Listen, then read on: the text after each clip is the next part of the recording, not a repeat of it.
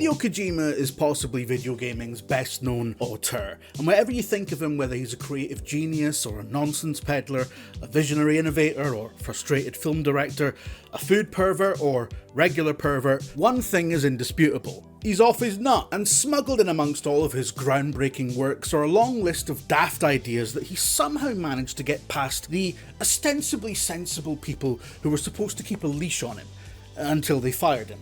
Allegedly. Or he got sick of them and left. Allegedly. Look, he was the guy who made Konami's best stuff, right? And they either let him walk or they pushed him out. Either way, not very sensible at all, as it turns out. But that left him free and unfettered to make the daftest thing of all, which is post-apocalyptic paranormal postie simulator Death Stranding, starring your man from Walking Dead, your man from Late Night, and your man from Jeff Keighley. The sequel thereof is out soon, which leads us, in celebration of his boundless genius, to this year list of completely stupid things that Kojima got into a shipped game. And frankly, they're all news to me, because my boss thought it would be funny to make me make this video because he knows I've bounced right off every Kojima game I've ever tried to play. Jim keeps going on about Oblivion and Assassin's Creed and all that. Let's make him write about something that he's got absolutely no idea about. Number one, dude shitting. Everybody does it, okay? Everybody poops, but Kojima's got some kind of weird fixation on it, and I do mean a fixation. This particular stink kink goes all the way back to 1994's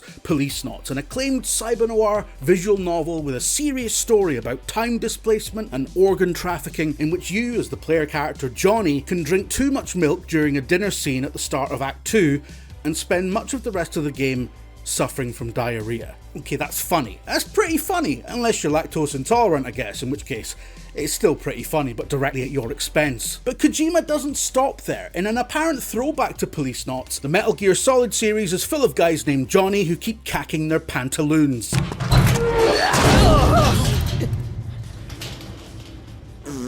A lot of this crap is given mechanical justification within the game. Making guards themselves via various means obviously works as an effective distraction while you're sneaking around. In Metal Gear Solid 5 The Phantom Pain, it's possible to find a cassette recording of a man loudly defecating for an uncomfortable length of time. As well as being a reference to Kojima's long-running IBS joke, this too has a mechanical purpose in that you can play the recording while hiding in a portaloo to discourage passing guards from checking on you. Why did someone tape themselves doing a big skitty jobby on a military base? I'm sure there's a lengthy in-lore explanation, but I haven't found one. But for fans of dudes spending way too much time in the can, Death Stranding includes a baffling mechanic where you craft grenades out of Norman Reedus' shit.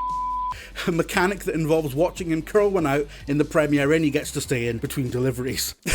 How is that real? It's made worse by the fact that he looks like a guy who hunts and kills a lot of his own meat. Number 2, dudes p***ing. The pea mushrooms. We all know about the pea mushrooms, but again, Death Stranding's implementation of this particular body fixation of Kojima's has a long history involving many Metal Gear Solid characters wetting themselves or having catheters fitted for various and barely justifiable reasons. But seeing as how I can't spend this entire video talking about poo-poos and wee-wees, and it would be funny, let's face it, but I would really like to move on. For the love of God, let's move on. Number 3, cockpits. The mechs in Zone of the Enders, called orbital frames, are advanced humanoid combat suits that incorporate some design elements from real-world jet fighters.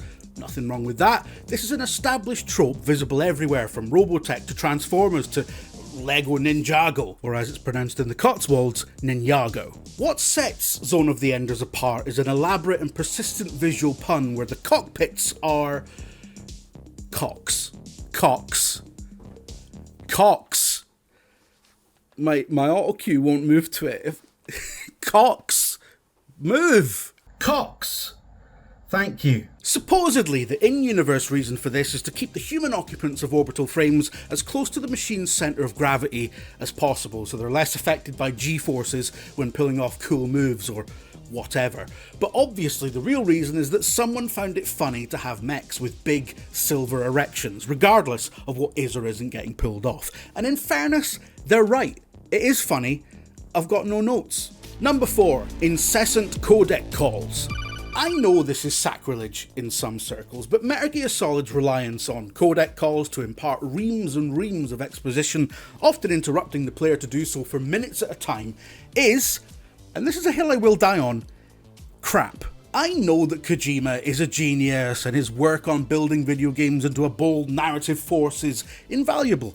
I won't deny it. Without Metal Gear Solid, you don't get Assassin's Creed or Splinter Cell or any number of smart, story-driven action sagas of the 21st century, but the codec calls are, paradoxically, one of the worst storytelling devices in the history of the medium. They're long, they're boring, they're visually uninteresting and therefore cheap, and they often just kill the pacing of what is fundamentally an interactive hobby. Games writer Steve Burns said it best in an article about MGS2 on Vice about 3,000 years ago. I mean, it is particularly galling to have the main character's girlfriend calling you up all the time to bemoan your relationship and demand a 20-minute conversation about all squared. That's not just her either, that's everyone. There are so many callbacks and in-jokes and useless information in this stuff that it's like sitting on Wikipedia and pressing the random article button for 12 hours straight. What's the point? Get on with it. Now, Burns is a prick, but he's right. Number 5, Solar Hell. One of Kojima's party tricks is devising ways to interact with his games beyond the confines of the screen. The most celebrated example being the Psycho Mantis boss fight, in which players are taunted based on their playstyle and the contents of their memory card in an unsettling display of fourth wall breaking shenanigans, and requiring you to physically change controller ports in order to neutralise his psychic abilities. Or the infamous MGS3 fight with The End, who can be beaten in a number of fiddly and annoying ways, or you can just set your console clock to 2 weeks in the future and have him die of old age. But these ideas aren't always very well thought out. Consider Boktai The Sun Is In Your Hand, the Game Boy Advance vampire stealth action game which was designed with the noble goal of making gamers go outside with the inclusion of a gameplay critical UV light sensor. It makes sense, right? Vampires die in sunlight, so allow the player to use real sunlight to defeat vampire bosses. Except this mechanic was unforgivably at the mercy of the player's location and local weather, and you can forget playing the game under your duvet at night, which is the optimum handheld scenario according to me, Jim Trinka. It was also subject to hardware failure. The plastic cover on the solar sensor can fog up over time, making the game unplayable unless you take drastic measures like drilling a hole into it or simply playing something else. Couple that with the fact that the game launched in North America during the autumn and you have a recipe for one of the most frustrating gameplay experiences of the early 2000s. Number 6, Death Stranding. All of it. Even Death Stranding's most die-hard proponents have to admit that it's a difficult sell. TV actor Norman Reedus traverses a barren North America as a postman for the biblical end times, except it looks more like rural Ireland than America, and the whole gaff is full of undead horrors and terrorists that you have to either avoid or engage with some mediocre third-person shooting, all the while comforting a crying baby that is also your ghost radar. And Jeff Keighley's in it for some reason. It's all about rebuilding America, logistically and emotionally, by establishing vital connections between disparate settlements and working passively with other players to build road infrastructure and other means of conquering a harsh and hostile landscape. And there's a load of Metal Gear Solid style bollocks going on, featuring big name actors, product placement, toilet humour. It's a fascinating and multifaceted game that is deliberately designed to be arduous in order to make players feel the thematic weight of bringing a civilization back from the brink of chaos. And from any angle you look at it, it is an incredible piece of interactive storytelling. It's bold, it's brave, it's brilliant, and yet it being designed to be arduous has the unfortunate consequence of it being arduous.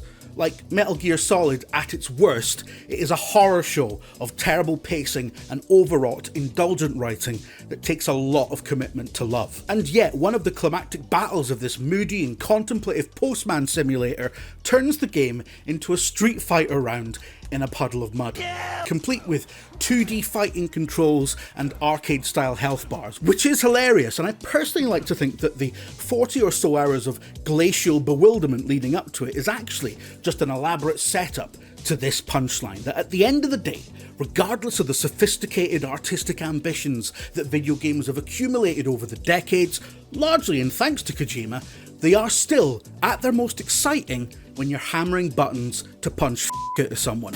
Video games are kinda stupid.